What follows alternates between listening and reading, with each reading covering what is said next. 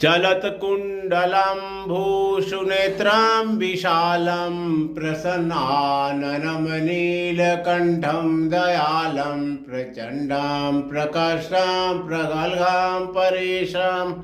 अखण्डम् अजं भानुकोटिप्रकाशम् त्रयशूलनिर्मूलनं शूलपाणि भजेऽहं भवानी पतिभावगम्यं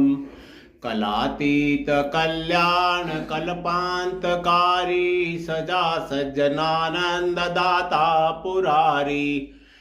चिदानंद संदोह मुहापहारी प्रसीद प्रसीद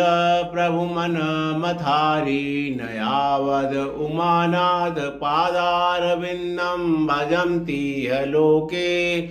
परिवानराणम्।